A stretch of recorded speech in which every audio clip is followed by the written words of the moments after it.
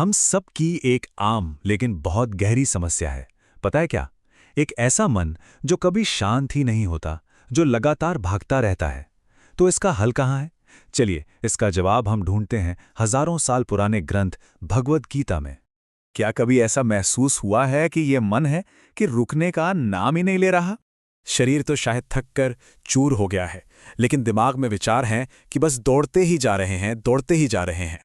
आगे क्या होगा, कैसे होगा, ये चिंता मन को हर तरफ से घेरे रहती है। और जो बीत गया, जो हो चुका, उसका अफसोस है कि पीछा ही नहीं छोड़ता। और जब भी इस मन को कंट्रोल करने की, इसे काबू में लाने की कोशिश की, तो क्या हुआ? नाकामी हाथ लगी, है ना? चलिए आज समझते हैं कि भगवद गीता इस बारे में क्या कहती है और क्यों इससे कंट्रोल करने के हमारे ज्यादातर तरीके असल में गलत होते हैं। और पता है, ये सिर्फ किसी एक इंसान की कहानी नहीं है। ये बेचैनी स्टूडेंट्स में है, काम करने वाले प्रोफेशनल्स में है, और यहां तक कि जो लोग बहुत सफल हैं उनमें भी है। ये हम सबका एक साझा संघर्ष है। ये एक ऐसी शिकायत है जो आजकल बहुत आम हो गई है। मेरा दिमाग रुकता ही नहीं है।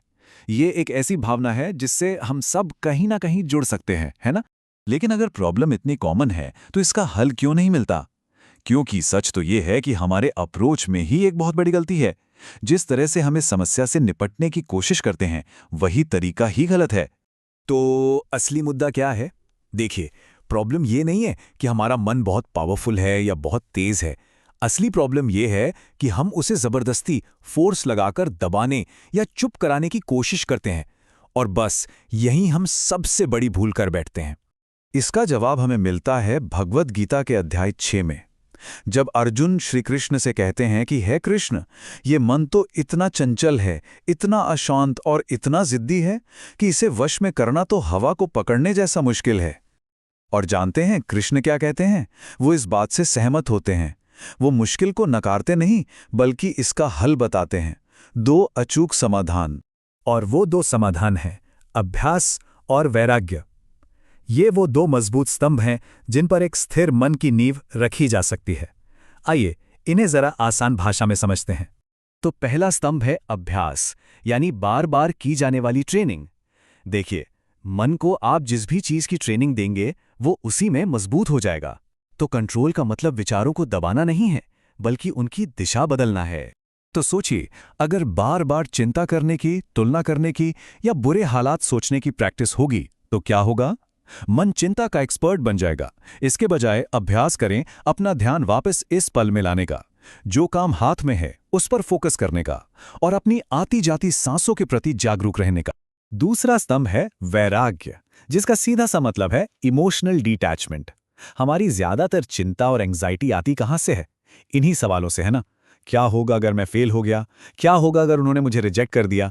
ये सारी चिंता असल में नतीजों से, यानी आउटकम से जुड़े रहने की वजह से होती है। वैराग्य का मतलब है खुद को नतीजों से अलग करना और अपना पूरा ध्यान सिर्फ और सिर्फ अपनी कोशिश पर लगाना। जैसे ही हम ये कर पाते हैं, मन अपने आप हल्का महसूस करने लगता है। तो चलिए अब इन बड़ी बड़ी बातों को एक बहुत ही प्रैक्टिकल 3 स्टेप के फॉर्मूले में बदलते हैं, जिसे रोज की जिंदगी में आसानी से लागू किया जा सकता है। तो ये है गीता का डेली फॉर्मूला। पहला कदम, देखें, जब भी कोई नेगेटिव विचार आए तो उससे लड़िए मत, बस एक दर्शक की तरह उसे देखिए। दूसरा कदम, दिशा बदलें। बहुत धीरे से अपना ध्यान वापस अपने काम पर या अपनी सांसों पर ले आइए। और तीसरा कदम, छोड़ दें। नतीजे की चिंता छोड़ दीजिए, अपना बेस्ट दीजिए और बाकी सब छोड़ दीजिए। और इसे रोज दोहराना है। याद रखिए, मन भी ना एक मसल की तरह है। ये लगातार ट्रेनिंग से ही मजबूत होता है। ये कोई एक दिन का जादू नहीं, बल्कि एक रोज का अभ्यास है। और अब शायद सबसे जरूरी बात, इस पूरी प्रक्रिया का असली लक्ष्य क्या है? यहीं पर हमें अपनी सोच में एक बहुत बड़ा बदलाव लाने की जरूरत है। देखिए, अक्सर हमारा लक्ष्य होता है मन को पूरी तरह से शांत कर देना, एक साइलेंट माइंड। लेकिन सच तो ये है कि ये लगभग नामुमकिन है। दिलचस्प बात यह है कि कृष्ण एक शांत मन का वादा नहीं करते, वो एक स्थिर मन का वादा करते हैं। तो असली लक्ष्य है विचारों का गुलाम बनना बंद करना। जब विचार आते हैं और चले जाते हैं, लेकिन हम पर हावी नहीं हो पाते, बस वही स्थिरता ही सच्चा मेंटल हेल्थ है। तो अगली बार जब मन में बहुत ज्यादा उथल पुथल हो, तो ये याद रखना बहुत जरूरी है, मन हमारा दुश्मन नहीं है, उसे बस एक सही दिशा की जरूरत है, और वो दिशा है अभ्यास और वैराग्य। यही गीता का वो फॉर्मूला है जो समय के साथ कभी पुराना नहीं होता।